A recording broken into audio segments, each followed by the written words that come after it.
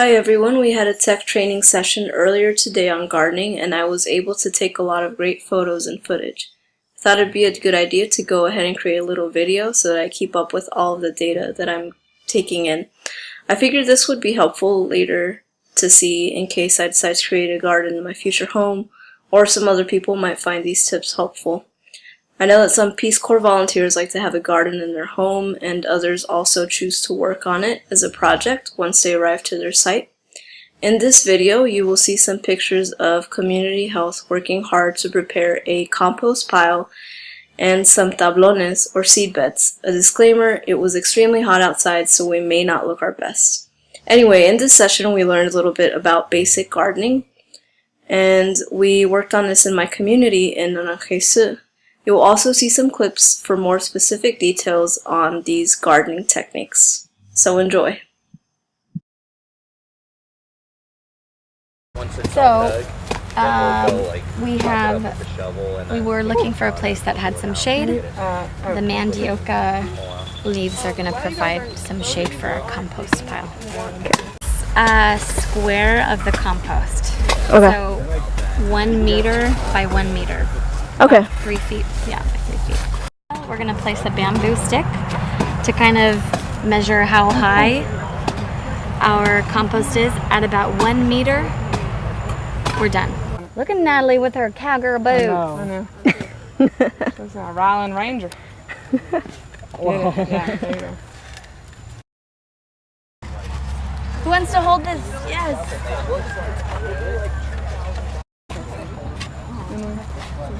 Yes.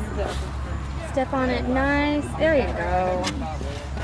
So the sticks, how many sticks? Just like a bunch of sticks? We're gonna put a whole base of sticks for aeration. Okay. Next, so this is brown material. We're gonna add green material. What Maddie just scraped aside this is totally fine. So green matter right on top of it. Nice. Now I'm just getting some green material to put in this compost pile that we have started.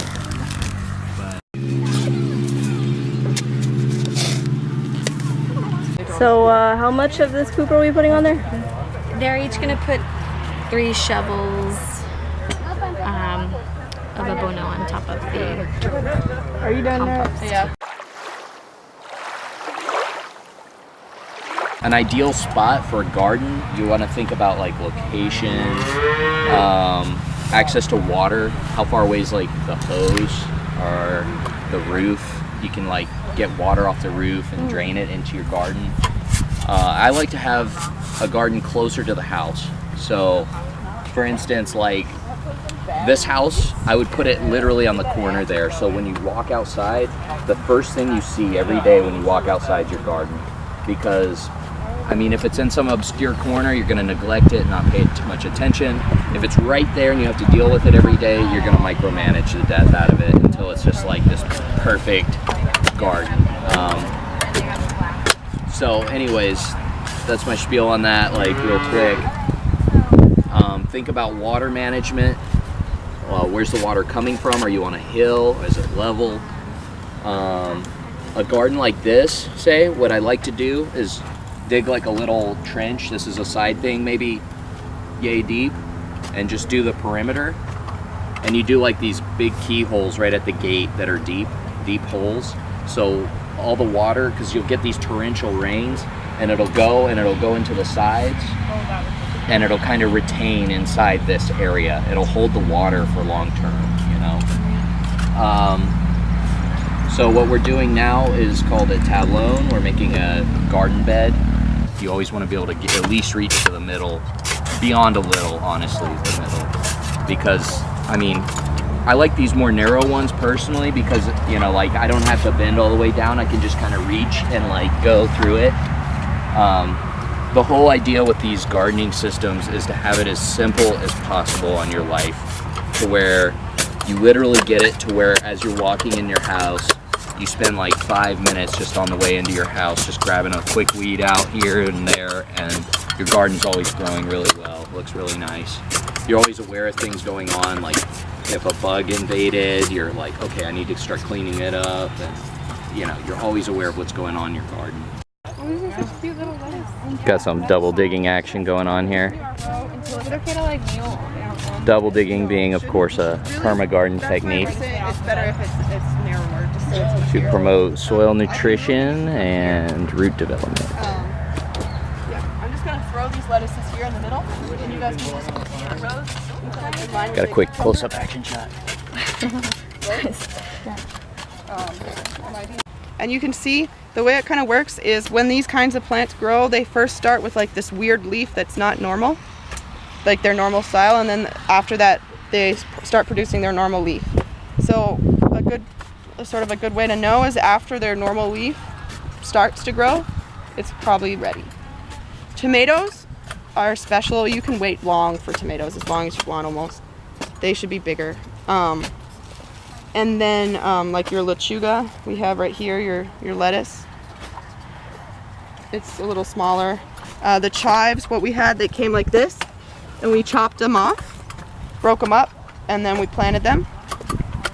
In terms of the depth, you want to fully cover the roots and maybe a tiny bit of the stem, but not too much, and definitely no leaves, because you don't want it to get rotted out. So if you bury it too deep, it'll rot. That's sort of the problem. But you want to make sure it's in there soundly. And then lettuce is about this far apart. What is that, like 8 inches, 6 inches, something like that. And then the chives are a little closer, like maybe this, like your palm. And then things like pepinos, so things like cucumbers and vines that are big, like squash, are going to need a lot of space. So you want to really space them out so they have room.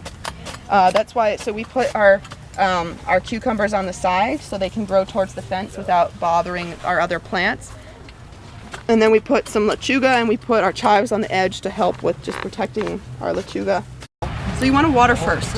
And the kind of a good way to know if you've watered enough is, so obviously this is too dry right here, right? It's like, look at that, it's very dry.